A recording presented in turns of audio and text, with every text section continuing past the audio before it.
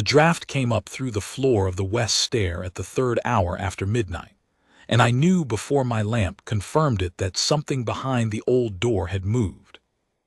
I had stood the west stair post for 11 years. A man learns the breadth of a building the way he learns the breadth of a sleeping horse, by the small wrongness when it changes. Harrowgate Palace breathes through its stairwells. The kitchens draw air up from the river vaults. The great hall pulls it down from the leaded windows. The whole stone body sighs all night long in a rhythm so steady you stop hearing it, the way you stop hearing your own pulse. That night the sigh of the west stair carried a smell that did not belong to it, old paper, candle tallow gone hard, and under those two, a faint sweetness like a flower pressed flat and forgotten for a very long time. It came from behind the sealed door on the 2nd landing, the door that had been sealed before I was born. I will tell you about that door, because the whole of what follows hangs from it, the way a bell hangs from its yoke. Every guard who took the west stair post was told the same 3 things on his first night. Stand square to the rail. Let no one pass after the 2nd bell who cannot name himself and his errand. And do not trouble yourself about the sealed door on the 2nd landing, because it leads nowhere, only to a stair that was walled off in the old queen's grandmother's time, a ruin of a passage, condemned, mortared shut, forgotten by everyone but the masons who closed it. I had been told this by Hollies, the old sergeant who trained me, and Hollies had been told it by the man before him, and so on back, each of us passing the same small lie hand to hand without ever once suspecting it was a lie. That is how the best lies live. They do not hide. They stand in plain sight in a corridor everyone walks past, wearing the dull gray coat of a thing too ordinary to question. I had walked past that door perhaps 9,000 times. I had leaned my shoulder against the cold stone beside it on 100 long nights to ease my back. I had never once tried the handle, because there was no handle, only a black iron plate where a handle had been, and below it, set into the jamb, a seal of gray wax pressed with the old crest of the House of Harrowgate, cracked across the middle from age but never broken through. That night the wax was warm. I found it by accident. I had come up the stair to walk off the cold the way a man does on the dead watch, and I put my gloved hand to the stone as I always did, and the back of my wrist brushed the seal, and it was warm. Not warm like a thing in the sun. Warm like a thing a hand has lately held. And from the hairline crack across the old wax came that smell, paper and tallow and the ghost of a pressed flower, breathing out into the stair, as if the door itself had exhaled. I stood very still. A guard's whole training is in the standing still.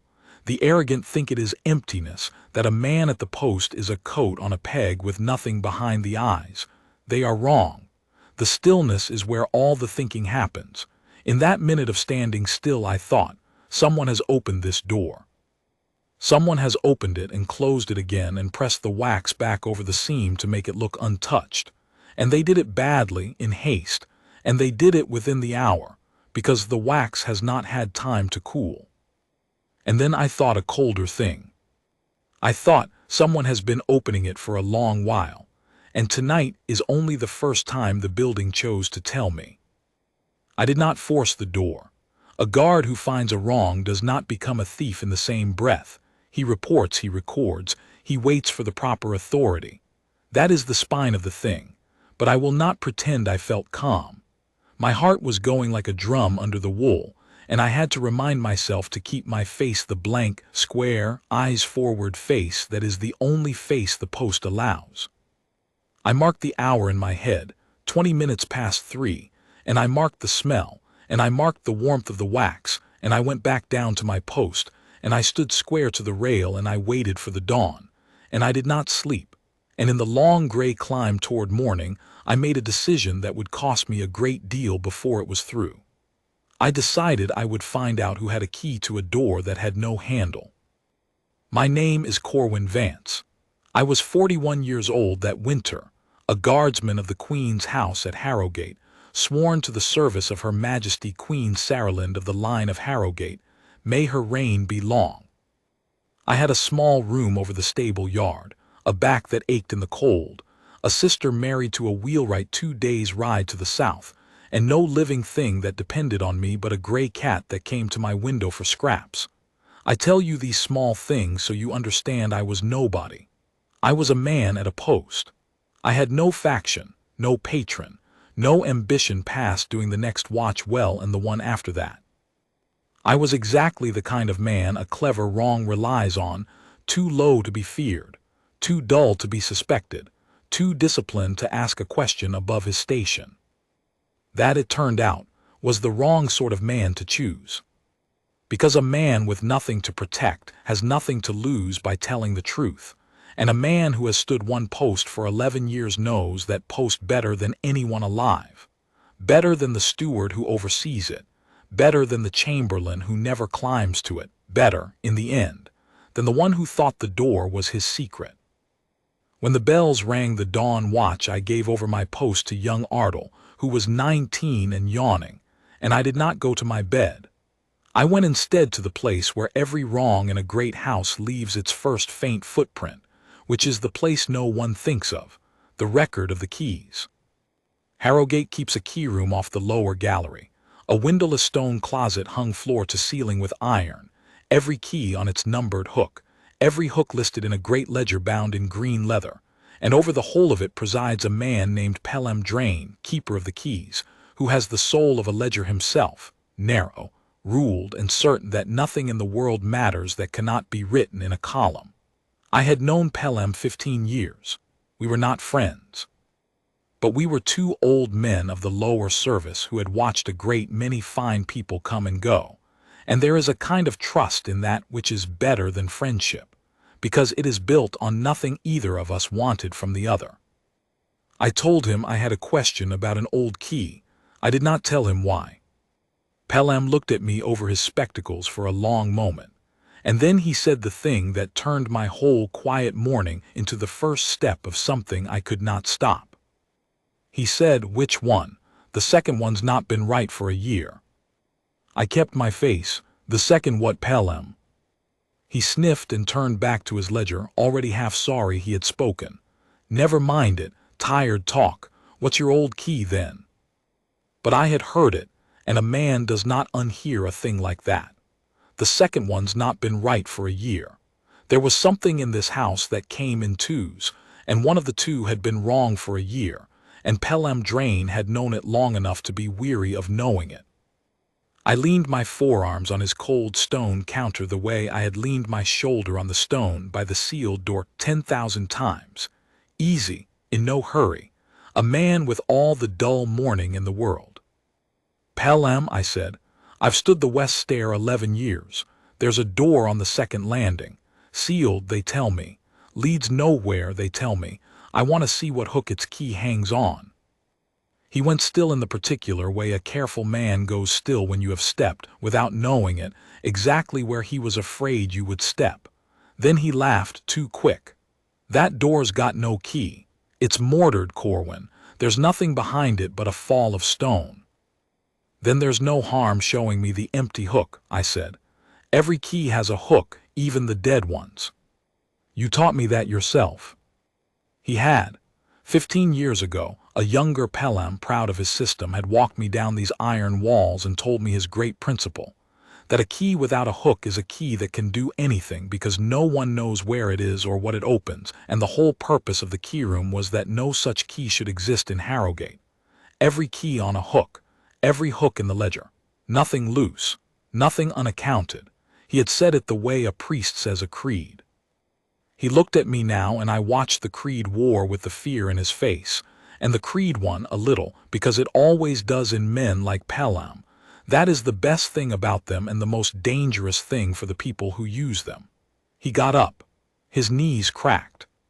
He went to the far wall, the oldest wall, where the iron was black with age, and the keys were the long-stemmed, heavy kind no living lock needed any more.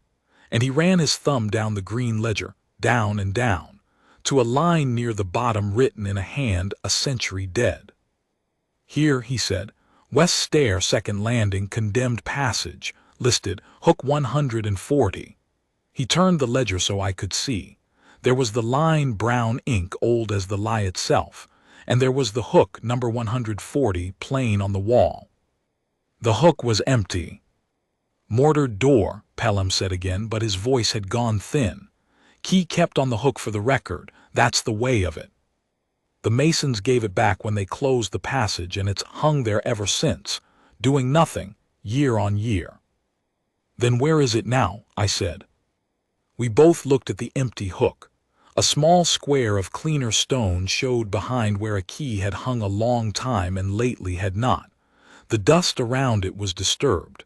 Someone had taken it down, and recently, and either had not put it back or had not put it back yet. Pelham's hand came up and touched the cold iron of the empty hook the way a man touches a wound to be sure it is real. And then, I will remember this as long as I live, because it was the moment a careful, frightened old man chose, for the first time in a year, to stop being careful, he said, very low. "It was here last spring. I'd swear it on my mother.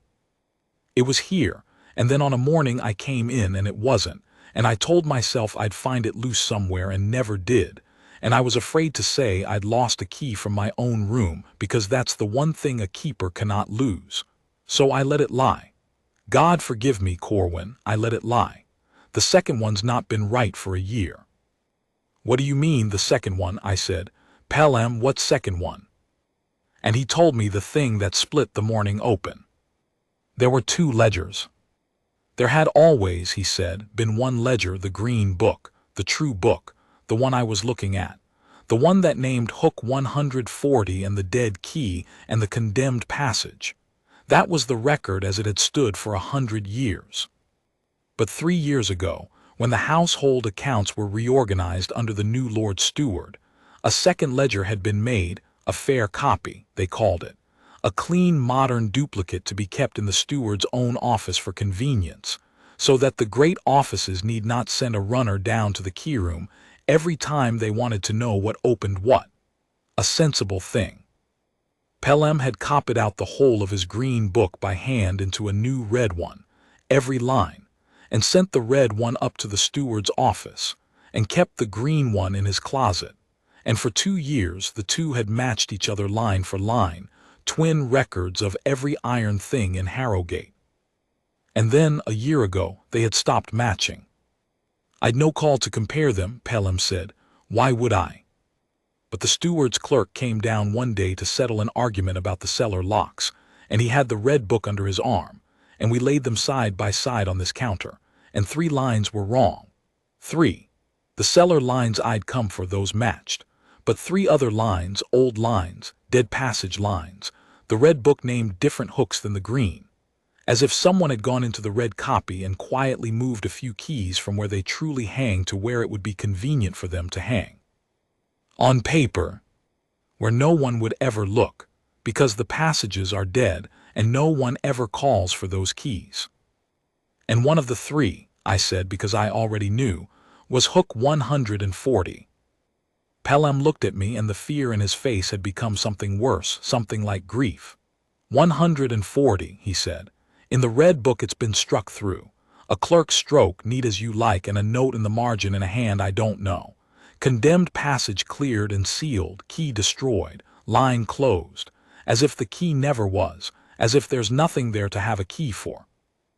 A dead key, struck from the only record anyone ever consults, so that the door it opens might as well not exist, and the door's true key, gone from its hook a year. And tonight, the wax warm and the smell of old paper breathing through the crack. Someone had spent a year making a door disappear from the memory of the house, and tonight that someone had used it. I have stood very still in a great many hard moments. I stood still in that keyroom, while the whole shape of the thing rose up in front of me like the wall of a cliff out of fog. I did not yet know what was behind the door. I did not know whose hand had struck out the line, or what the warm paper was, or why a person would labor a whole patient year to unmake a single mortared passage from the records of a palace. But I knew this much, and it was enough to make the cold morning colder. A thing done this carefully is not done for nothing. No one hides a door for the pleasure of it. A door is hidden because of what stands behind it, and a door is hidden this well only when what stands behind it could ruin the one who hid it. Pelham, I said, who reorganized the accounts 3 years ago, who ordered the second ledger made. He told me, and I want you to understand that the name, when he said it, meant nothing to me as a danger. It was the name of a man everyone in the house spoke of with a small bow in the voice, a man so far above a West Stair guardsman that we breathed different air. It was the name of the Lord Steward of Harrowgate, the master of the whole household below the royal family itself, the man who held the keys to the kingdom's keys. His name was Lord Cashin Marital. And by the time the sun was fully up, I had decided, fool that I was, that I would learn the truth of his door before I let myself believe what my own heart was already telling me. But you must know what Lord Cashin was, to understand what it cost to suspect him. He was the man the whole house leaned on. A great house is a great machine, and the machine had 10,000 parts, the kitchens, the cellars, the laundries, the stables, the wardrobe, the plate, the coal, the candles, the wages of 400 servants, the order of every feast and funeral and audience, and Lord Cashin Marital ran the whole of it the way a master clockmaker runs a clock, so smoothly that no one ever saw the works. The Queen trusted him utterly. She had reason to. When her own dear consort, Prince Aldrich, had been a young man new to the palace and lost in its ways, it was Cashin who had quietly taught him the house. When the old Queen Mother lay dying, it was Cashin who sat the long nights with the steward's accounts so that not one of her last wishes went unhonored. When the river flooded the lower town 3 winters back, it was Cashin who opened the palace stores and fed 800 people for a month and never once put his own name to the doing of it. He was tall and gray and grave and gentle, with a soft, tired courtesy that made every kitchen boy and every duchess feel, for the length of a sentence, like the most important person in Harrowgate. He was beloved. He was, in the truest sense the word can carry in a palace, indispensable. And men who are beloved and indispensable are the very ones a great house can never look at clearly, because to suspect them is to suspect the floor you stand on. I knew all this. I knew that if I went to my captain and said the Lord Steward had a secret door, I would be laughed off the West Stair and likely off the rolls. A guardsman does not accuse the second man of the kingdom on the strength of warm wax and a sniffing nose. I needed more than a smell. I needed the kind of thing that cannot be laughed off, a fact with a hard edge, a thing you could lay on a table and not lift again. So I did not go to my captain. Not yet. I went instead back to the stair in the daylight on my own time, and I made myself look at the door the way I had never let myself look at it in 11 years. It was a humble thing to look at. Gray oak gone almost black, banded with 2 iron straps, the black plate where a handle had been, the cracked gray seal in the jamb. Ordinary, forgettable. I had forgotten it 10,000 times on purpose because I had been told to. Now I knelt in front of it, an old guardsman's knees protesting, and I put my lamp close and I read the door like a tracker reads a riverbank. The seal first. The wax was cool now, hard, the hairline crack across it old. But around the crack, fine as a hair itself, ran a thread of newer wax, a slightly different gray, where someone had warmed and pressed the old seal back together again and again over a long time, building up a faint ridge the way a healed wound builds a scar. You would never see it unless you knelt with a lamp and looked for it, knowing already that it must be there. Whoever opened this door did not break the seal. They softened it, lifted it whole, passed through, and pressed it home behind them every time, and the door had patiently recorded every passage in a scar of wax too fine for any eye that was not searching. The iron next. The black plate where the handle had been was screwed to the oak with 4 old screws, their heads filled with the grime of a century. 3 of them. The 4th screw head was clean and bright and faintly scored, the grime worn out of its slot by a blade turned in it many times. The plate did not cover a dead lock. The plate was the lock, or hid it. Lift the plate on its one worn screw and the true keyhole lay beneath. and into it went the long-stemmed key from hook 140 that the red ledger swore had been destroyed. And the floor. The stair was old stone, dished and polished by 100 years of feet, but the dish was worn evenly across the tread except in front of the sealed door, where the polish was deeper, fresher, a smooth bright patch the size of 2 standing feet, as if a man had stood there often and long, working at something, shifting his weight from foot to foot the way a man does at a task that takes both his hands and all his patience. A man does not stand in front of a dead door. He passes it. Only a man with business behind it stands. 3 facts, each small, each with a hard edge. The scar of wax, the clean screw, the polished stone. Laid side by side, they said one thing, and there was no other thing they could say. The sealed door on the west stair was opened often by a man who took great care and had been for a long time. I did not yet know it was Cashin's care. The wax and the screw and the stone did not write his name. They wrote only that someone, patient and high enough to keep a keeper too frightened to speak, had made a private room out of a forgotten passage in the body of the Queen's own house. The name I had was a thread. The steward ordered the second ledger. The second ledger struck out the key. The key was gone. A thread is not a rope. A man can hang nothing on a thread. I needed to see behind the door. And here is where I must be honest about what I am, because the next thing I did was not honorable, not strictly, not by the letter of the oath, and I have turned it over many nights since. I am a guard. The whole of me is built to stand at a thing, not to break into it. To open that door without warrant or witness was a thing a thief would do, not a guardsman. I knew it. I told myself I would only look and not touch, and that to find a wrong in the house I was sworn to keep was itself a part of the keeping. I do not know if that was true. I only know I waited until the dead watch 3 nights later, when the stair was mine and Ardle was sick abed, and the relief sentry I had quietly traded with owed me a favor and asked no questions. And I came up the west stair at the 3rd hour with a lamp shuttered to a thread of light, and I knelt at the door, and I did the thing I had spent 11 years not doing. I had no key, but I had watched 100 locks in my years, and I had Pelham's whisper and my own 3 facts, and I had brought a thin steward's blade and a horn shoehorn warmed in my fist. I worked the seal first, my breath held, warming the old wax along its scar with the lamp's thin heat until it gave, gently lifting hole on the blade exactly as I had known it must. Then the one bright screw, a quarter turn, and the plate swung aside on a hidden pin, and beneath it, just as I had reckoned, the dark mouth of a true keyhole, oiled, used, alive. A locked door with no key is only a problem of patience, and patience is the one thing a guardsman has in endless supply. I will not tell you the trick of it. It is not a thing a man should teach.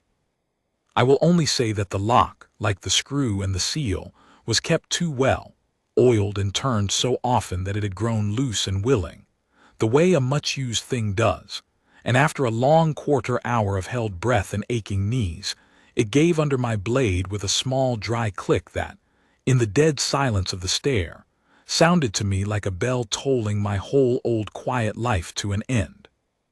The door swung inward without a sound. The hinges were greased.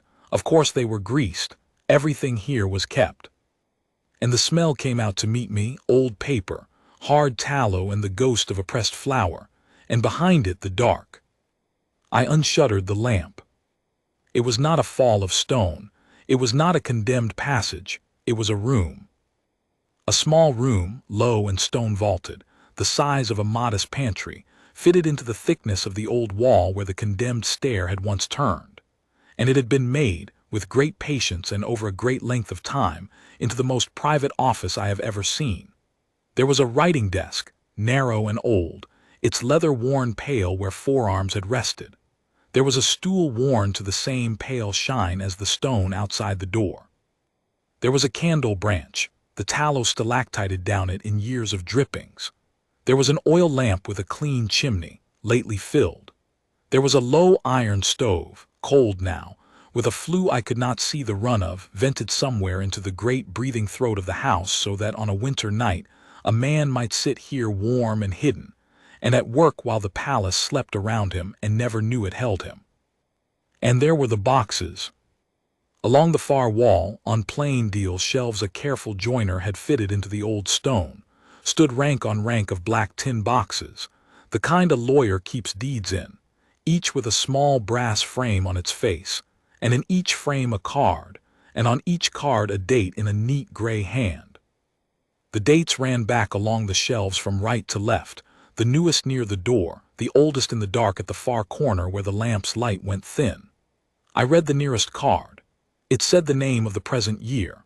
I lifted the lamp and read along the wall, left into the dark, year by year by year, the dates marching back, and I stopped reading when I had counted 20 of them, because by then my hand had begun to shake and the light with it. 20 years. Whatever this was, it was 20 years deep.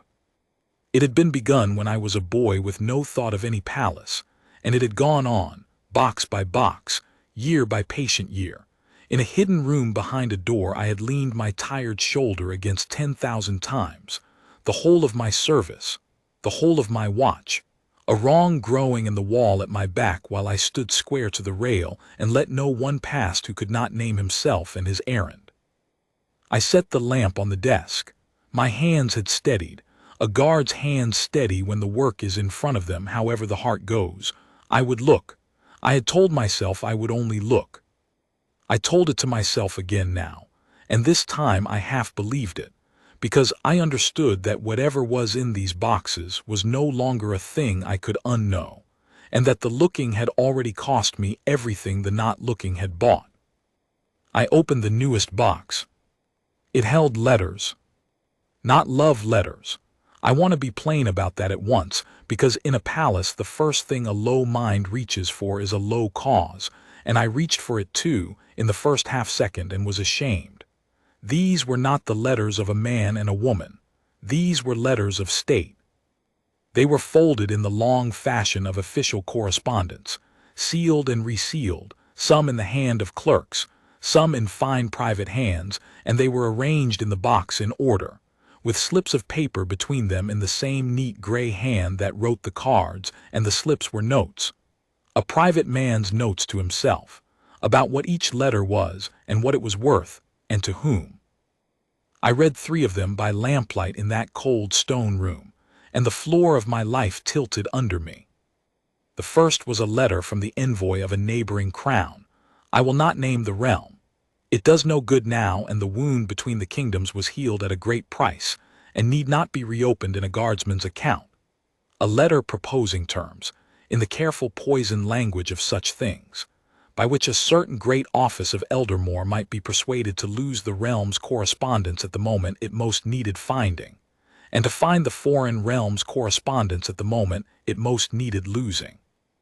The slip of paper folded with it in the gray hand said only, paid in the 3rd year, renewed in the 7th.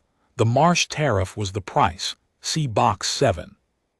The second was older and worse, because it was not a foreign hand at all. It was a copy, a fair copy, made by the same gray pen of a dispatch that had gone out under the Queen's own seal in a year of border trouble, a dispatch ordering a certain regiment to a certain pass, and the slip with it said, the true order said the southern road, this one said the pass. The difference cost the greycloaks at the ford. Her grief was the cover. She never knew the order was turned. And I remembered the greycloaks at the ford. Every man in Eldermoor over 30 remembered the greycloaks at the ford.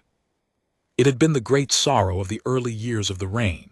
A regiment caught in the open and broken, 300 men, and the Queen had wept for them in the great hall before the whole court, and the realm had loved her the more for her grief. And not one soul in the kingdom had ever dreamed the order that sent them to die had been quietly altered between the writing and the sending by a hand inside her own house. I sat down on the worn stool because my legs would not hold me. The 3rd letter I will tell you of, and then I will tell you what I did, because I cannot bear to set them all down. There were 100 boxes in 20 years, and I have spent the rest of my life trying not to read more of them in my dreams than I read that night. The 3rd was the newest, 2 months old, and it was unfinished, a draft, scored and corrected in the gray hand, a letter being written, not received. It was addressed in the cautious way of such things to no one I could name, but its matter was plain enough to freeze the marrow. It concerned the succession. It concerned the young prince, Joran, the queen's son, a boy of 10 with his mother's grave eyes. And it concerned what might be made to seem true about the boy's birth, and what documents might be made to surface, and at what hour they might best be made to surface, so that when the queen's reign came one day to its end, the smooth path of the crown to her son might be made instead a broken and a bitter one, and another, a fictitious other, a claim long buried and lately to be exhumed, might be raised in the boy's place. The slip with this one, the gray hand's note to himself, said, "Not yet, when she is gone. The foundation is laid, patience." Patience. The word he had written to himself was the same word I had used to praise myself on the stair. I have never been able to use it since without tasting iron. This was not a man enriching himself, though he had enriched himself. The gold in the further boxes would prove that. This was not a man selling a few secrets, though he had sold them. The foreign letters proved that. This was a man who had decided 20 years ago that the House of Harrowgate would end with the good Queen Saralind, and who had spent every year since, patiently, invisibly, beloved, building the long machine that would break her line the moment she could no longer defend it, and who sat in this room some nights and warmed himself at a hidden stove and wrote, in a calm gray hand, the death of a boy's birthright, and called it the foundation, and called the waiting patience. I closed the box. I did not take it. I want that known. I did not take a single letter, not one slip, because the moment I understood the size of the thing, I understood also that I was the smallest and most easily silenced man in the kingdom to be holding it, and that if one letter went missing from this room, the whole machine would feel it the way a spider feels a single touched strand. And the man who could turn a regiment to its death and call a boy's ruin the foundation would not find it hard at all to make a West Stair guardsman simply not be there in the morning. I put the boxes back as I had found them. I closed the door. I worked the screw home and warmed the seal back into its scar with my own breath and my thumb, the way he must have done 1,000 times, and I knelt there in the dark a long moment, shaking, a thief who had stolen nothing, a guard who had finally moved. Then I went down to my post and stood square to the rail, and let no one pass who could not name himself and his errand, and waited for a dawn I no longer knew how to meet. But knowing is its own kind of wait, and no one warns you of it. I had imagined in the few hours between the key room and the door that to find the truth would be a relief, that the not knowing was the hard part, the smell and the wax and the cold dread of the unconfirmed. I was wrong. The not knowing had been a feather to this. Now I knew, and the knowing sat on me through every watch like a stone laid on a man's chest, and there was no setting it down, because the one thing I could not do was tell a living soul. Think on my situation as I had to think on it, in the long gray watches of that week. I was a guardsman. My word against the word of Lord Cashin Marital was nothing, was less than nothing, was a thing to be wondered at and then quietly removed. If I went to my captain would, if he was honest, go to the Lord Steward, because the Lord Steward was the proper authority over every household matter under the sun, and a strange door in the West Stair was a household matter, and so my report would travel in a day, by the ordinary honest channels of the house, directly into the hands of the only man in the kingdom it must never reach. And then there would be a small accident, or a discovered theft laid at my door, or a transfer to a frontier post and a quiet fever on the road, and the door would be moved, the boxes burned, the room made truly into a fall of stone, and 20 years of treason would close over without a ripple, and a boy with grave eyes would grow up into a trap none of us could see being built. I could not go upward. The whole upward ran through Cashin. I could go to the Queen herself, but how? A West Stair guardsman does not request an audience with Her Majesty. The request itself would pass through the household, through the chamberlain, through, in the end, the Lord Steward, who ordered all access to the royal person below the level of the great officers and the family. There was no door to the Queen that did not have Cassion's hand somewhere on the latch. That was the genius of the thing. He had not bought a faction or raised an army. He had simply, over 20 patient years, made himself the floor of the house, so that every step anyone took toward the truth was a step taken on him. And so for some days I did nothing, and hated myself for it, and learned that the hardest stand a guard ever makes is the one where standing still is itself the act, where to move too soon is to lose everything, and to wait is agony, and the discipline that the arrogant mistake for emptiness is in fact a man holding a live coal in his bare hand and refusing to drop it before the right moment. There is a thing no one tells a young guard, and it is this: the body keeps the watch even when the mind has marched off into terror. I have wondered since how I stood those days at all, how a man holds the blank square eyes-forward face of the post, while behind it his whole understanding of the house he serves is burning to the ground. But the body knows the post. The feet know where to stand, and the spine knows how to hold, and the hands know to keep still at the seams of the coat, and the long discipline does the standing while the man inside it goes through his private storm unseen. I think now that the discipline of the post, the thing the arrogant mock, the stillness they take for emptiness, is not a cage a guard is kept in. It is a thing he is given, a vessel strong enough to carry a load that would otherwise break him in plain view. In those days it carried me. I do not think I could have stood up under what I knew if I had not had 11 years of standing under nothing at all to teach my body how. For I had begun to be afraid in a new way, not the sharp, clean fear of the dark stair, but a slow, seeping dread that came chiefly at the worst hours, the dead watches, when the house was quiet and there was nothing to do but stand and think. I would think, what if I am wrong? What if the boxes are some old steward's harmless hoard, and the slips are an old man's morbid game, and I have, in my pride, in my 11 years of leaning on that wall imagining myself the one man who knew the building's breath, invented a treason out of warm wax and a sniffing nose? And then I would think the other thing, which was worse.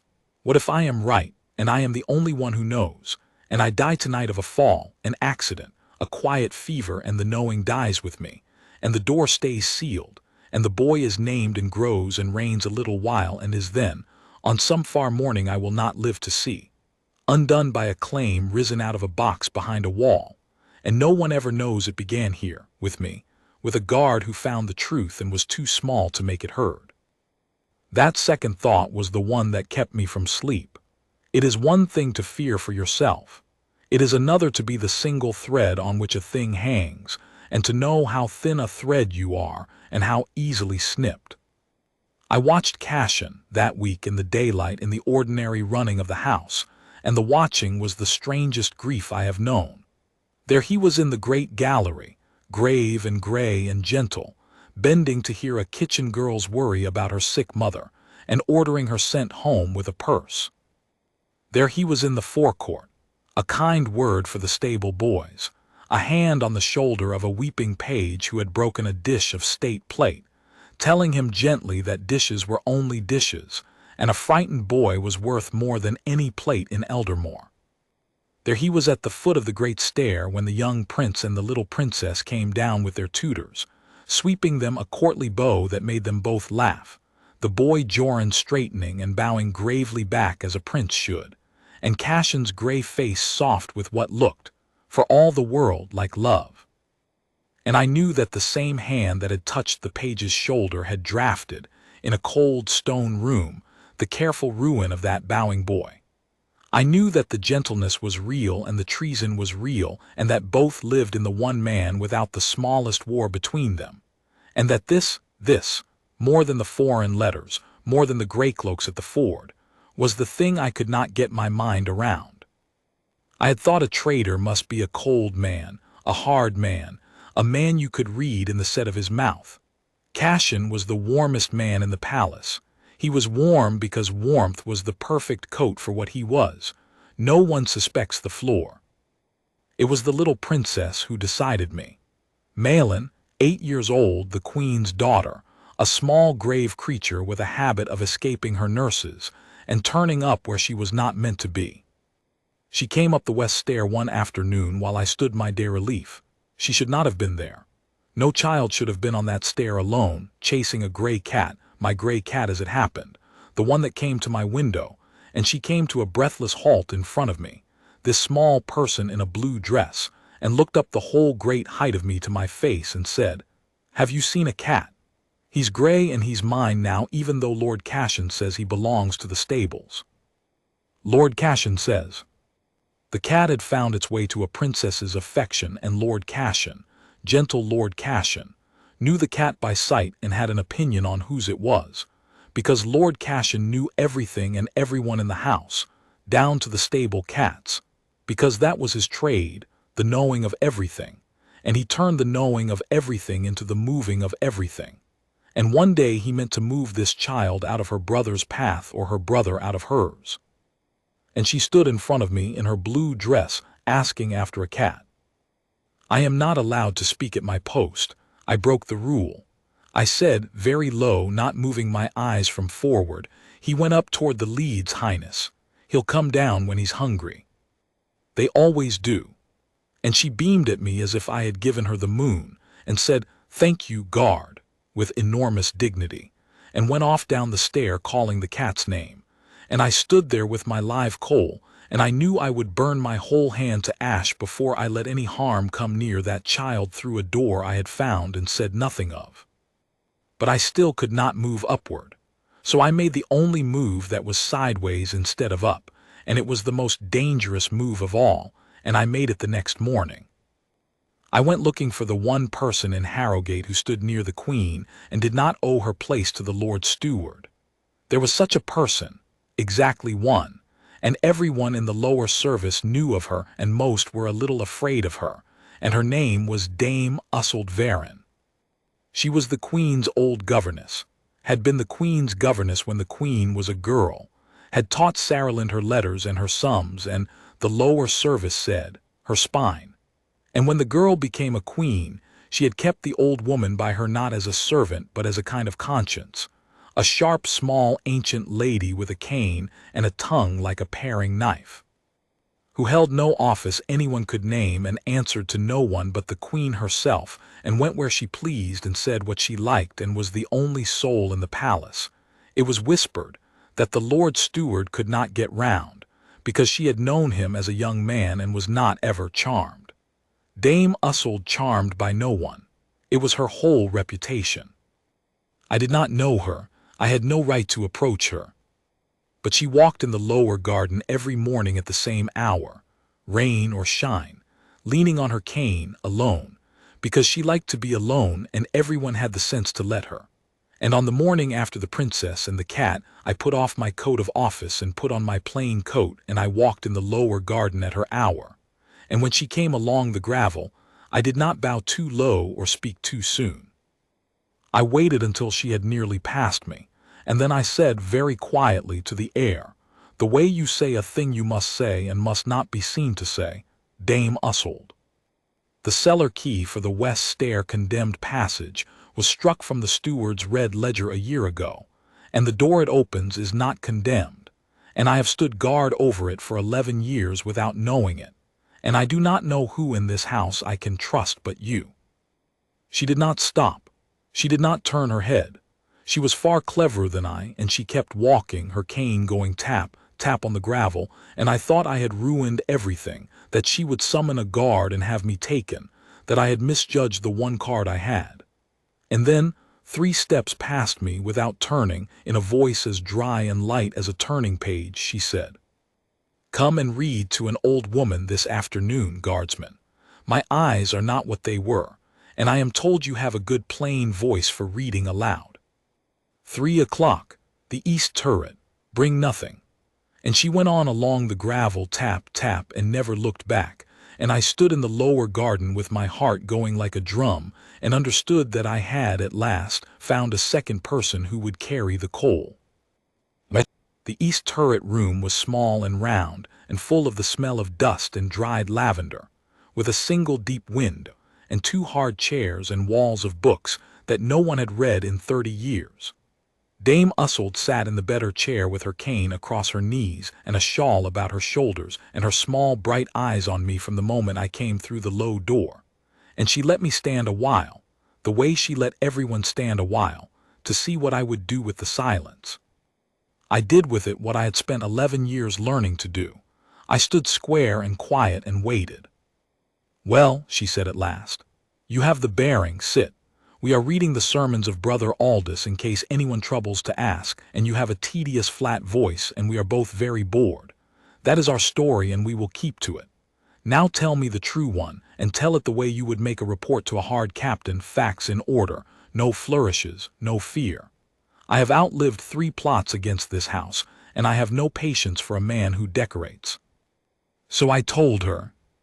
I told it the way I would tell a hard captain, the warm wax, the empty hook, the 2 ledgers, the struck-out line, the scar of wax and the clean screw and the polished stone, the dead watch entry, the room, the stove, the boxes, the 20 years of dates marching back into the dark. I told her of the 3 letters, the Marsh tariff and the foreign envoy, the turned order and the greycloaks at the ford. And then the 3rd, the draft, the one about the boy Joran and the foundation and the word patience. And as I spoke that one I watched the old woman's face, and her face did not change, did not gasp or pale, but her 2 hands closed slowly on the head of her cane until the knuckles stood out white as bone, and she held them so until I had finished. And then for a long while she said nothing at all. The light moved on the dusty floor. Down in the forecourt a horse went by. At last she spoke, and her dry light voice had gone very low and very level, the voice of a person controlling a thing that wants badly to be loosed. "The greycloaks at the ford," she said. "She was 4 and 20. I held her while she wept for those 300 men.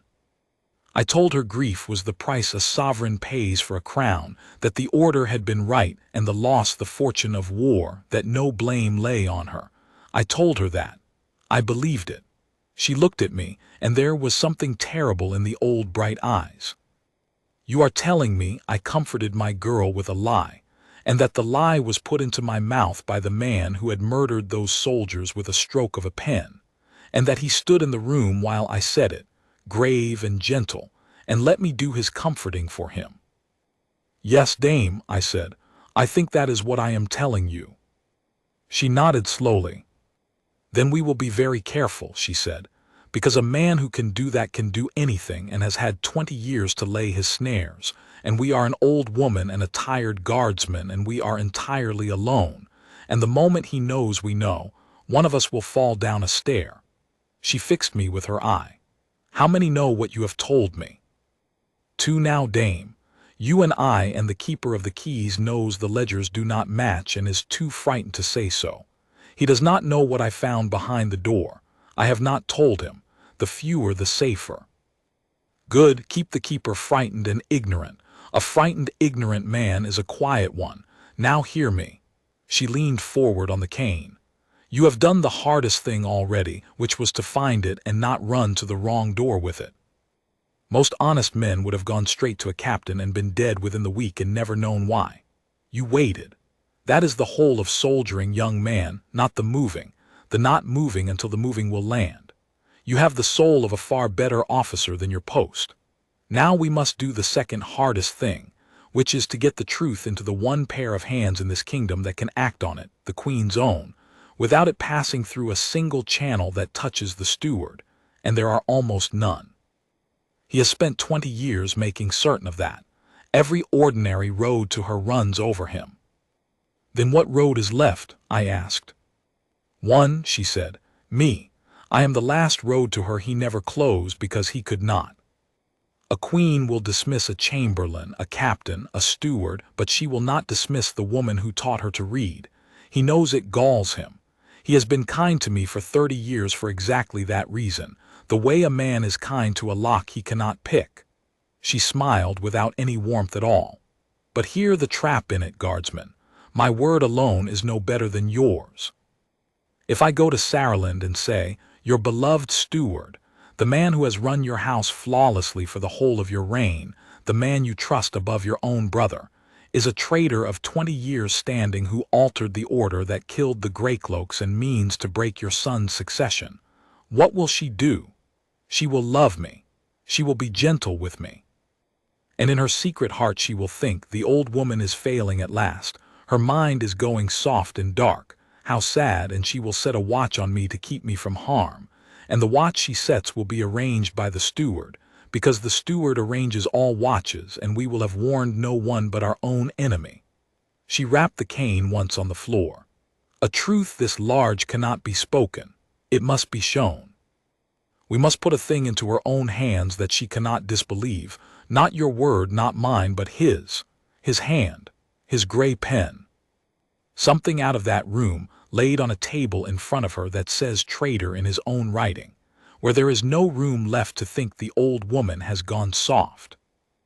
Then I must bring something out of the room, I said, and the moment one slip of paper is missing, he will feel it, and we are finished before we begin. Yes, said Dame Ussold, that is the knot. He keeps the room so well that he will know the instant it is touched, so we do not steal from the room. Her eyes glittered. We make him bring the room to us. And that, the making of him, was the midpoint where this stopped being a thing I had found and became a thing we did. And where, though I did not yet know it, the game changed from a guard keeping a secret to two clever, desperate people setting a trap for the cleverest man in the kingdom, in his own house, with almost nothing in their hands but his own patience turned against him. Dame Ussold's reasoning was this, and the more I turned it over the more it frightened me with its rightness. A man who has hidden a thing for 20 years, she said, fears one event above all others, not discovery, which he has guarded against, but disturbance of the hiding place. Discovery he can talk his way out of for a while. He is the most trusted man in the realm, and the realm wants to keep trusting him. But disturbance, a workman in the wrong wall, a survey of the old passages, a plan to reopen the condemned stair, disturbance forces his hand, because it threatens to bring the boxes into the light by simple bad luck, with no accuser at all, which is the one thing his cleverness cannot argue with. A wall does not lie. If the wrong wall is to be opened, he must move the room first. And to move 20 years of treason out of a stone vault is not a thing one does in an idle hour with a candle. It is a great labor.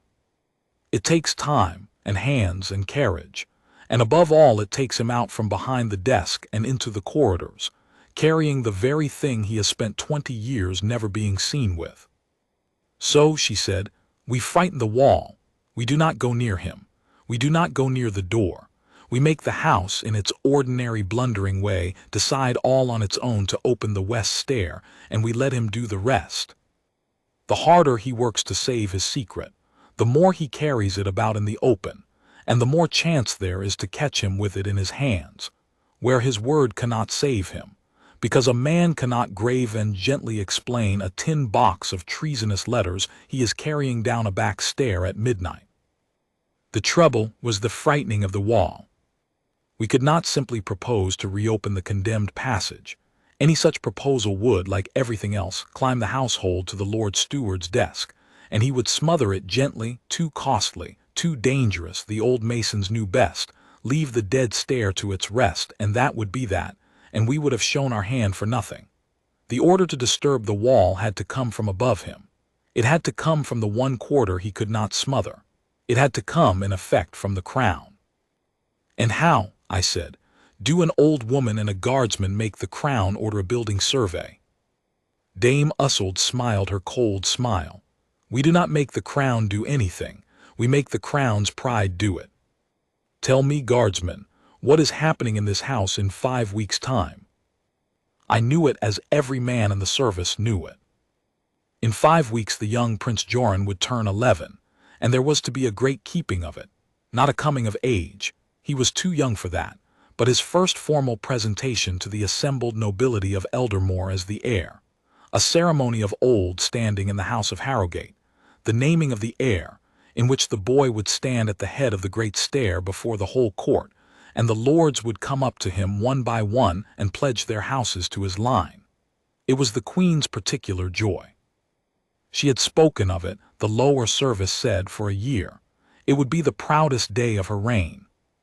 And I understood, with a cold turning in my stomach, two things at once. I understood why Dame Usselt was smiling, and I understood why the draft in the newest box had said the foundation is laid, and why the grey hand had written of the boy's ruin when she is gone, but it also, I now remembered with a chill, written a second line beneath it that I had not understood at the time and had not set down, or when he is named if she forces it. Cassian had been watching the calendar too. The naming of the heir was not only the Queen's proudest day. To a man who meant one day to unmake that very heir, the public witnessed formal pledging of the whole nobility to the boy's line was the worst possible thing. The foundation of the legitimacy he meant to one day blast apart, laid in front of 500 witnesses, in oaths, in the most binding form the kingdom knew. He could not stop it, but he would not have wanted it. He had been planning, I would later learn, to delay it, to let the boy be a little older, a little less beloved, the bonds a little looser, and the Queen in her joy was forcing it this year now against his gentle counsel, and did not know she fought for her son's life by doing it. The naming of the heir, said Dame Usselt, will be held at the head of the great stair, as it has been since the third Harrowgate. And the great stair, guardsmen, is reached by which approach, when the whole nobility of the realm must process up to it in their finery and their order of precedence. The west stair gives onto the upper gallery, I said slowly. The processional route to the head of the great stair runs along the second landing of the west stair, past the sealed door. Past the sealed door, she agreed. 500 lords and ladies of Eldermoor and the Queen's own herald and the heralds of every great house will process in state along the second landing of the west stair, within arm's reach of that grey oak, on the proudest day of the reign. And I who taught the Queen her letters, and who has been allowed these 30 years, my small harmless fancies about how things were done in the old days, I shall remark to Her Majesty, quite idly over our reading, that it is a great pity the processional must pass that ugly mortared ruin of a door, that condemned eyesore, on the day the whole realm comes to honor her son, that in her grandmother's day the west stair landing was a thing of beauty before that wretched passage was walled up. And would it not be a fine thing, a fitting thing, to have the old stonework opened and made good and restored to its former grace, in time for the naming, so that the heir of Harrowgate is pledged in a corridor worthy of him, and not beside a century of neglect? I saw it then, the whole turning machine of it, and it took my breath. The Queen's love for her son, her pride in the day, her trust in her old governess's eye for the dignity of the house, none of it touching the steward, all of it landing on him like a stone. The crown itself, out of a mother's joy, ordering the one wall in the kingdom, opened that the steward had spent 20 years sealing, and ordering it for a date certain, 5 weeks off, with no power on earth, not even his, able to gently delay a ceremony the whole realm was already riding toward. He will have to move the room, I said, or be ruined when the masons break the wall. He will have to move the room, said Dame Usselt, and he will have at most the few nights between the order and the first stroke of the mason's chisels to do it in. And on one of those nights, guardsman, the most careful man in Eldermoor will carry his 20 years past your post in the dark, and you will be standing square to the rail where you have always stood, the dull, forgotten guard he has never once thought to fear, watching him do it. She sat back. Now, can you bear for 5 weeks to know what you know and show him nothing, and stand at his door, and let him walk past you certain you are no one? I thought of the princess in the blue dress asking after a cat. I thought of the boy bowing gravely back across the forecourt. I thought of 300 greycloaks broken at the ford, and a young queen weeping over a lie put in her own governess's mouth. Dame, I said, I have stood that post 11 years and shown 1,000 arrogant men nothing. I can show one more man nothing for 5 weeks. It is the one thing in all this I know exactly how to do. It worked exactly as she said it would, which was the most frightening thing of all, because it meant She understood the way I understood the breathing of a building. 3 days later, over the sermons of Brother Aldous, Dame Ussold made her idle remark to the Queen, and 3 days after that the order came down through the household in the ordinary way, Her Majesty's wish. The West Stair landing to be restored, the condemned passage opened, and the old stonework made good, the work to be completed in time for the naming of the heir. I heard of it the way the whole house heard of it, as a small dull notice on the workboard by the steward's office, in a clerk's hand, with a date set for the masons to begin. The morning after the next new moon, which gave 11 nights of darkness, the deepest dark of the month, for whatever would happen to happen in. And I watched the order land on Cassian Marital, and I will tell you he gave away nothing. Nothing. I happened to be crossing the lower gallery when he read the workboard notice. I had arranged to be crossing it, and I watched the most trusted man in the kingdom read the sentence that threatened to end him, and his gray face did not change by the breadth of a hair. He read it, and he nodded to himself as a busy man nods at one more small task, and he said something pleasant to the clerk beside him about the Queen's good taste, and he walked on.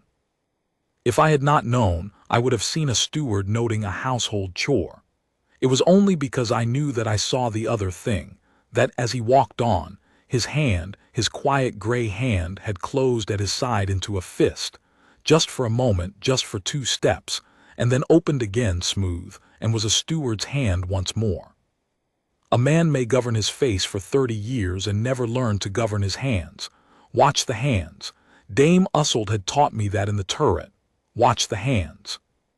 So we waited, the old woman and I, through the 11 nights, and I stood the West Stair every one of them, having traded and begged and called in every favor I had to hold the post through the dark of the moon, and Dame Ussold sat each evening in her turret as if nothing were afoot, and the house ran on, oblivious, riding toward its proud day, and somewhere in it the most careful man in Eldermoor was making his plan to empty a room.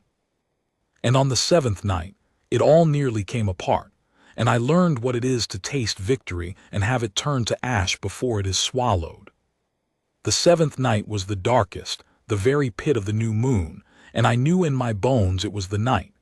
He would not leave it to the last. The last nights would have the mason's gear already stacked at the foot of the stair, a watchman set on the works, too many eyes. The 7th night, with 4 still in hand, was the cleverest choice, and Cassian was the cleverest man. I stood square to the rail from the 2nd bell, and I waited, and a little after the 3rd hour I heard, far below, the small sounds I had been listening 11 nights to hear, a soft tread, the whisper of a man who knows how to move quietly, coming up the West Stair. My heart stood still and steady. He was coming. He was coming with a lamp shuttered to a thread, and I would let him pass and let him open the door, and let him begin to bring the boxes out, and then the plan, the whole patient plan, was this: I would not seize him. A guardsman seizing the Lord Steward on his own word was the very trap we had spent 5 weeks avoiding. Instead, the moment he was through the door and at the boxes, with his hands full of the thing itself, I would strike the great alarm bell, not the house alarm, which would bring the household and so bring his own men, but a particular signal Dame Ussold had arranged through the one captain she trusted, an old soldier named Captain Betrayal, who had served under her late husband, and whom she had quietly, over these weeks, brought halfway into the secret. Enough to make him muster a hand of his own picked men at the foot of the West Stair on each of the 11 nights, and to teach him one rule: if the bell of the West Stair landing rings in the dark, come up at the run, take whatever you find, touch nothing, hold the door, and send a runner not to the steward but to Dame Ussold, who will bring the Queen. So Cassian would be taken in the room, with his hands in the boxes, by soldiers who had been told nothing of who, only where, and the Queen herself would come, in her nightgown if need be, and see with her own eyes in her own house, by lamplight, her beloved steward standing in a hidden room among 20 years of his treason. That was the plan.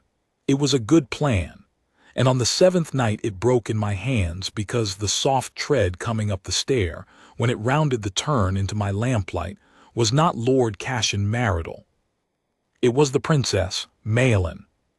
8 years old, in a white nightgown, barefoot on the cold stone, her hair loose, carrying a candle in a brass stick with both small hands, her grave eyes huge in the dark. And behind her, not 3 steps behind, soft as a shadow, with a lamp shuttered to a thread and a leather satchel over his shoulder, and his face for once unguarded in the certainty that the stair was empty and dark and his, came Lord Cashin. He had not come alone to empty the room. He had come with the child.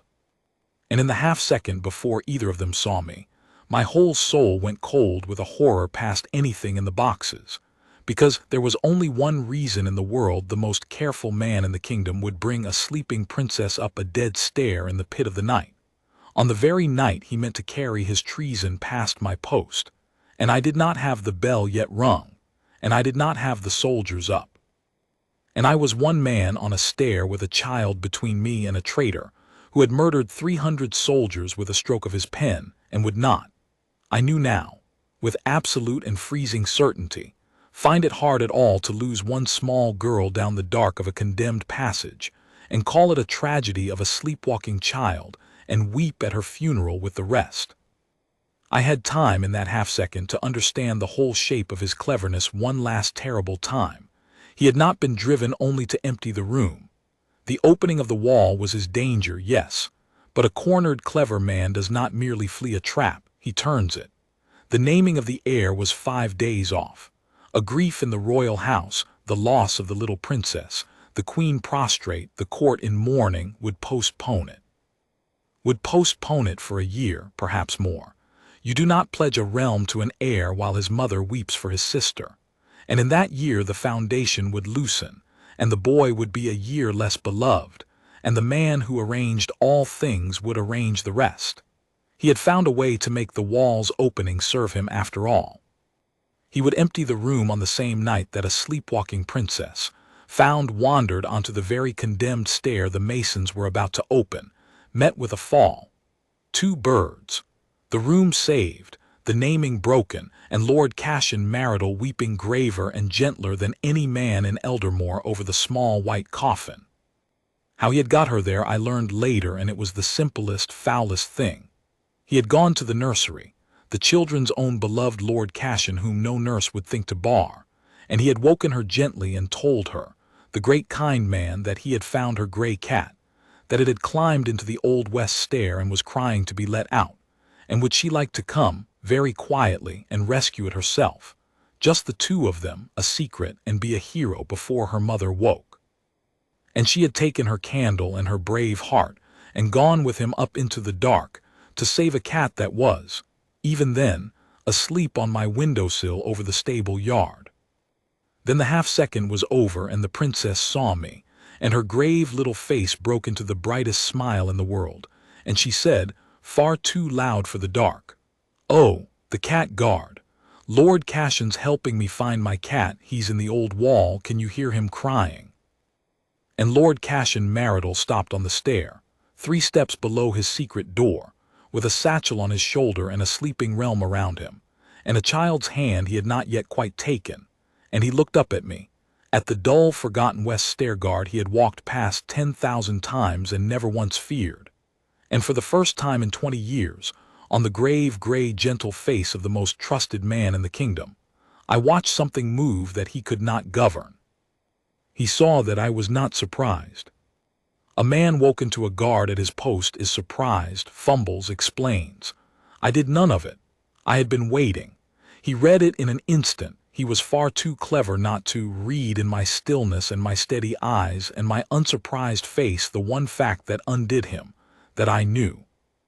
That the dull guard knew, had known, had perhaps known for weeks, was standing his post in the pit of the moon not by chance but by design, and that everything, the wax and the screw and the boxes and the room, was already lost. I have stood very still in many hard moments. I never stood as still as I stood in that one, because everything in the world now hung on my doing the one impossible thing, getting the child off the stair and away from him without his deciding. In the cold, quick way, he decided all things, that the only path left him was to make sure no one came down that stair alive to tell it. So I did not move toward him. I did not reach for the bell rope, which hung a long arm's length to my right, and which he was watching, I knew, from the edge of his eye, ready to move the instant my hand did. I did the only thing a man at a post can do that a man does not expect. I spoke, low and warm and easy, to the child, as if there were no traitor on the stair at all, as if this were the gentlest night in the world. "Highness," I said, "your cat came down an hour ago. He's asleep on my windowsill this minute, fat and warm. Whatever's crying in that old wall, it isn't him. Will you do something for me?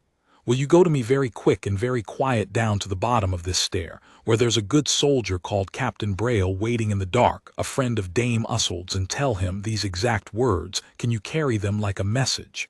Tell him, the cat guard says ring the landing bell and come up. Can you carry that?" She was 8 and she was a Harrowgate, and she had her mother's grave eyes, and she heard, somewhere under the warm, easy words, the thing that was truly in them, the way children always do. Her smile faded. She looked from me to Lord Cashin and back, the candle trembling a little in her 2 small hands. "The cat guard says," she repeated carefully, "ring the landing bell and come up." "Just so, quick and quiet, Highness, go now."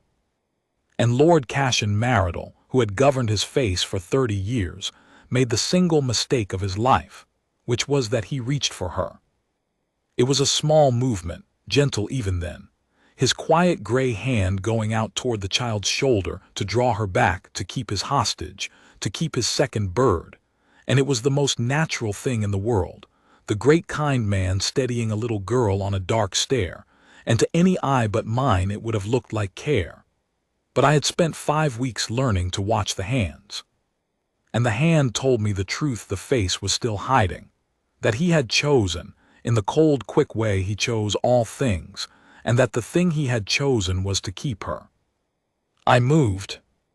11 years I had stood that post without moving, and the whole of that stillness was only ever the coiling of the spring, and now the spring let go. I came off the rail in one stride, and I did the only thing that mattered, which was not to reach for him but to reach for her. I swept the child behind me with my left arm, candle and all, putting the whole of my body between the small white nightgown and the gray reaching hand, and with the same motion my right hand found the bell rope and hauled. The landing bell of the west stair is a small brass thing, meant for nothing grander than calling a relief, and it had not rung in earnest in 100 years, and in the dead silence of the pit of the moon it went off above us like the crack of doom, a wild, bright clamor that fell down the whole shaft of the stair and out into the sleeping body of the house, and under it I heard, far below, instant, the thing I had prayed for: boots, many boots. Captain Betrayal and his picked men, who had waited at the foot of that stair 11 nights for this one sound, coming up at the run.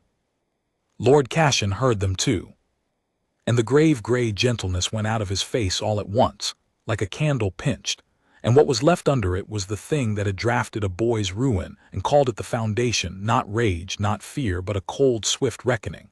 A man recalculating in half a second a game of 20 years and finding it lost and looking, even now, for the move that saved the most. His eyes went to the satchel on his shoulder, to the door 3 steps above him, to me and the child, to the boots coming up. And I saw him understand that he could not reach the room and empty it now, could not silence 2 of us and a captain's men, could not make the night anything but what it had become. And I saw him do the last clever thing left to a clever man, which was to let go of all of it in an instant and reach instead for the only weapon he had left, which was his 30 years of being believed. "Guardsmen," he said, and his voice was steady, grave, gentle, perfect, the voice that had charmed a kingdom, pitched now to carry down to the rising boots. "Thank God you're here. The princess was sleepwalking. I found her on the stair. I was bringing her down to safety. Help me get her to the queen. Quickly now." And he held out his arms for her, the great kind Lord Steward, rescuer of children, and I understood that this was the story he meant to tell, that he was already telling it, that against the word of the Lord Steward of Eldermoor, beloved of the crown, the word of one West Stair guard and a frightened child and an old woman in a turret would weigh exactly nothing. That even now, caught on the stair in the dark with a satchel and a hidden door, he believed, and with reason, that he could grave and gently talk his way clear, that the morning would find me transferred and ruined and him bowing in the gallery, because no one suspects the floor. He had reckoned everything. He had reckoned my word against his, and the child's confusion, and the old woman's failing mind, and the trust of a queen. He had reckoned all of it correctly. He had only forgotten the satchel. Because the bell had not just brought the boots. The bell, and the order Dame Ussold had given Captain Betrayal, sent a runner not to the steward but to Dame Ussold, who will bring the queen, meant that even now, somewhere below in the dark, a boy was running for the turret, and the old woman was already up and dressed and waiting, as she had been every one of the 11 nights, and she was even now waking her girl, her queen, with the 4 words they had agreed. It is tonight, come. And so the trap closed not on his word against mine, which he would have won, but on the one thing his word could not touch, which was the thing in his own hands. The first of the boots reached the landing, Captain Betrayal, gray and broad and grim, 4 hard men behind him, blades drawn, and they checked at the sight of the Lord Steward and did not know what to do, because of course they did not, because he was the Lord Steward, and Betrayal's eyes went to me with the question plain in them. I did not give Cashin the half-second he needed. "Captain," I said, loud and flat and final, the report a hard captain wants, facts in order, no fear. "Take the satchel from the Lord Steward's shoulder. Do not open it. Do not let him touch it. And hold this door." I pointed up at the gray oak, ajar now, its scar of wax broken, its dark mouth open on the lamplit room beyond, the boxes plain on their shelves even from the stair. "Hold that door exactly as it is, and let no one through it by any name or any rank until the queen herself stands where I am standing. Those are not my orders, Captain. They are Dame Ussold's, and behind her the crown's. Will you obey them?" And old Captain Betrayal, who had served under Dame Ussold's husband, who had waited 11 nights at the foot of a stair on the word of an old woman he trusted with his life, looked at the open door, and the boxes, and the satchel, and the grave gray face of the Lord Steward going slowly, for the first time in 30 years, the color of ash, and he made the choice that every honest man in this story made when the moment came, the choice to trust the wall over the word. "I will," he said, and he took the satchel. The queen came up the west stair in the pit of the moon in a plain dark cloak thrown over her nightgown, with Dame Ussold on her arm leaning on the cane, and 2 more of Betrayal's men behind, and she came not running and not weeping but quiet and very upright, the way I have since learned the strongest people come to the worst news, and when she reached the landing she stopped and took in the whole of it in one long sweep of her grave dark eyes. The soldiers, the drawn blades, the broken seal, the open door. The lamplit room and its shelves of black boxes, her old governess's white face, her small daughter, alive, gripping the candle, who broke from behind me at the sight of her mother and ran to her and was caught up and held hard against the dark cloak, and last of all, last and longest, her Lord Steward, her Cashin, gray and ashen on the stair with his satchel gone and his 30 years gone with it. No one spoke. Even the bell had stopped. The whole great house seemed to be holding its breath around that one small landing. It was the queen who broke the silence, and she did not break it with grief or with rage. She broke it with the worst thing of all, which was hope, the last hope of a good heart that does not want to believe. "Cashin," she said, and her voice shook only once on the first sound of his name and then steadied. "Tell me you were bringing her to safety. Tell me there is an honest reason you are on this stair tonight, and I will believe you because I have believed you the whole of my life, and I do not know how to stop." She held her daughter and she looked at the man who had taught her husband the house, who had sat the long nights with her grandmother's accounts, who had fed 800 souls in the flood and never put his name to it. "Tell me, and I will believe you." And there was a moment, I swear to you there was a moment when I thought he would. When the grave, gentle mask came up one last time and the perfect voice gathered itself, and I saw him reach for the story, the sleepwalking child, the loyal rescue, the old woman's failing mind, the dull guard's mistake.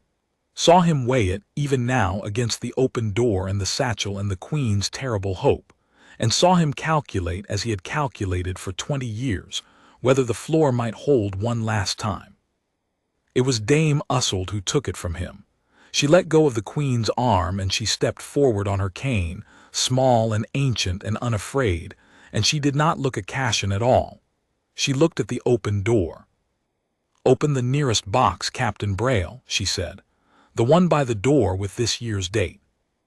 Open it where Her Majesty can see, and read the first slip in the gray hand. Do not let the steward speak until you have." And Braille went into the room, and the Queen's hope and the steward's mask hung in the air between them in the dark, and from inside the lamplit room came the small, dry sound of a tin box opening, and then the captain's flat soldier's voice reading aloud the gray hand's note to itself, the one I had read first of all those nights ago, paid in the 3rd year, renewed in the 7th. The marsh tariff was the price. And then, because Dame Ussold said go on, the 2nd slip, the worst one, the one I have never been able to forget. The true order said the southern road. This one said the pass. The difference cost the greycloaks at the ford. Her grief was the cover. She never knew the order was turned. I watched the Queen of Eldermoor hear the death of her 300 soldiers explained, in her own house, in the dead of night, in the cold gray words of the man holding her daughter's whole future in a satchel a captain had just taken off his shoulder. I watched the hope go out of her face. It did not go out the way I expected. It did not collapse into grief. It hardened slowly, terribly, into something I had never seen on her gentle face and never wished to see again. The face of a sovereign who has just understood that the floor she has stood on for 20 years was never a floor at all but a trapdoor that loved her, and that her son, her daughter, her dead soldiers, her whole reign, had been balanced over it the entire time by the patience of a smiling man. She set her daughter down.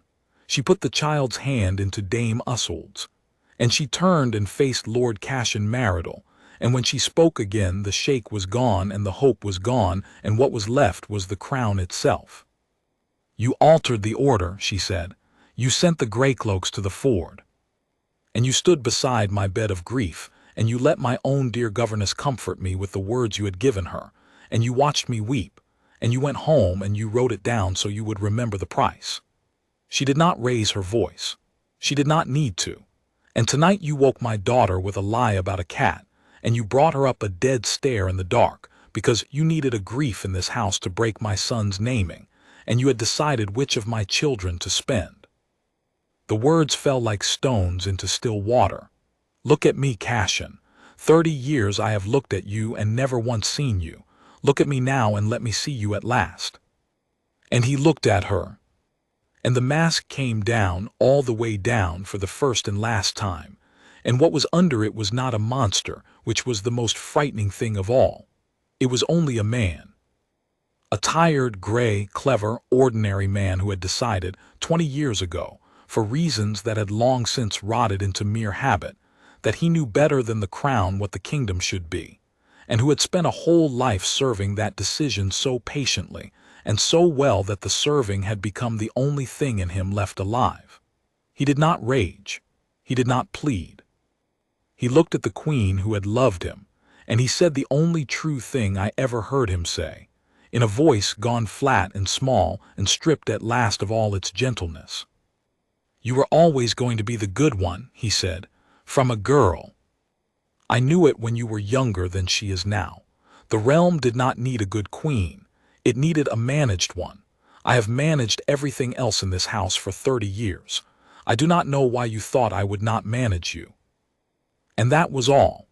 That was the whole confession and the whole of the man, and the Queen heard it, and she did not flinch, and she turned to Captain Braille and she said, in the plain, clear voice of a sovereign, the words that ended 20 years of treason on a stair in the dark.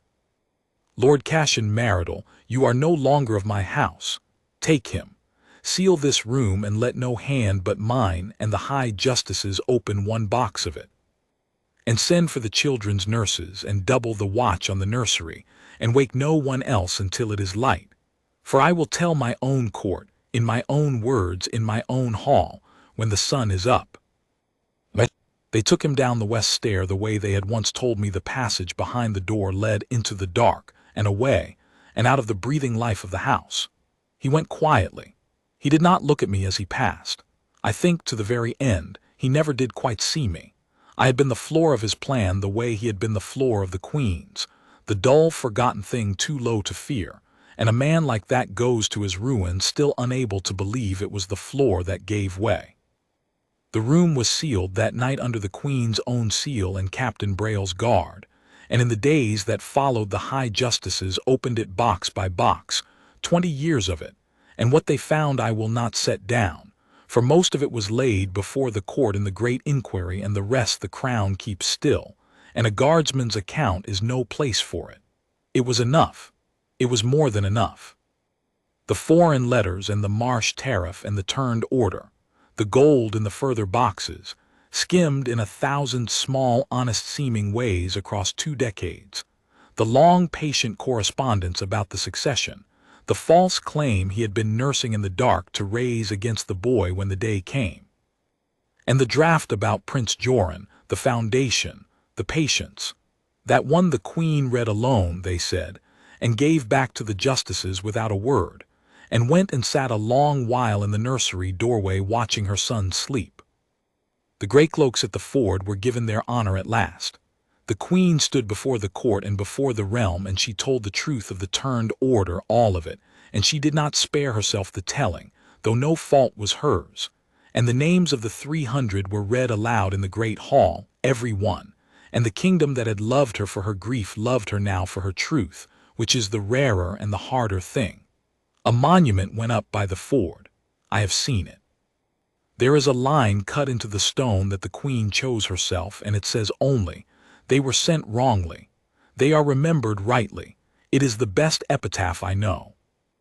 And the naming of the heir was held on the day appointed, 5 days later, at the head of the great stair, and the whole nobility of Eldermoor processed up in their finery, and their order of precedence along the second landing of the west stair, past the door, which was open now, truly open, the mortar and the boxes and the lie all gone, the old stonework restored to the grace Dame Usselt had remembered, light coming down it from a window no one living had seen unblocked.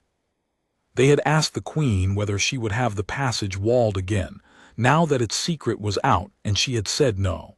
Let it stand open. Let the light in. A house should have no doors that the people of it are forbidden to question.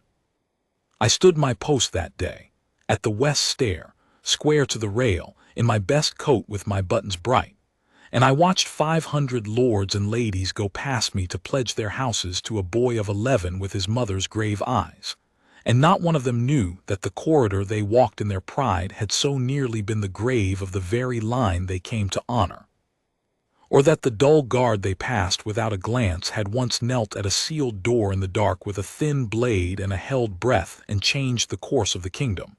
That suited me. A guard is not in the business of being seen. The honor of the thing is in the doing, not the telling, and I had done it, and that was enough. But I will tell you 2 more things, because they are the true end of it, and a story should end where it warms and not where it is merely finished.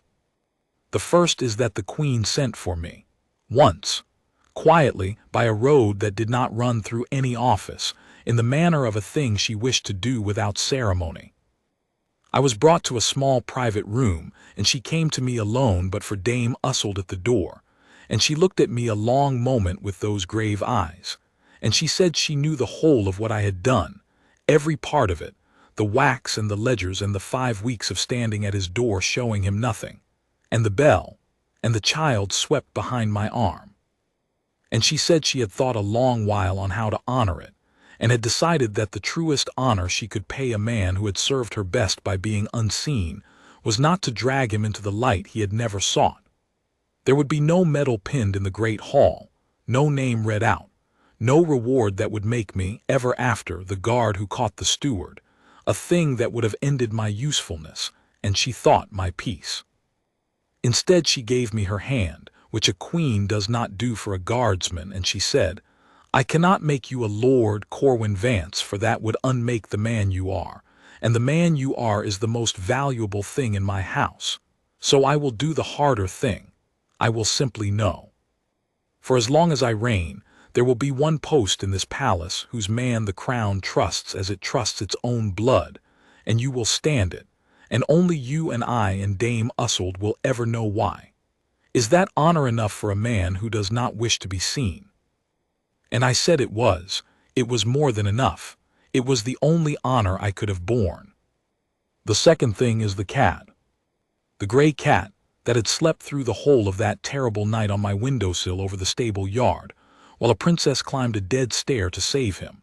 The princess never quite forgave him the worry of it, and never quite stopped loving him either. And the upshot was that the cat became, by a child's decree backed quietly by the crown, the property of the West Stair, and lives there yet, and sleeps in the warm patch of the restored window on the second landing where the light comes down, on the very stone where a sealed door once stood. The Princess Malin comes to visit him still, no longer 8 but growing tall, and she is allowed up the West Stair now openly in the daylight, and she always stops by my post and says, with enormous dignity, "Good morning, cat guard," and I am permitted at my post to answer her, and I always do. I have stood the West Stair now for 16 years. I will stand it, I think, until I am too old to stand at all. People believe a man at a post is a coat on a peg with nothing behind the eyes, and they walk past him without a glance, and they tell their secrets in front of him as though he were a piece of the wall. Let them. The stillness is where the watching is. The post is not the standing. The post is the seeing, and the willingness, on the one night in 1,000 when the breath of the building changes, and a warm seal whispers under your wrist, to stop being the floor and move. That is the whole of it. The door is open now. The light comes down. The boy was named and is a fine grave young man and will be a good king, and the realm is the realm because, on a dark stair in the pit of the moon, the dullest man in it found a thing he had been told for 11 years was nothing, and did not look away. I am Corwin Vance. I stand the West Stair, and I am still and I am watching, and that is the honor, and it is enough.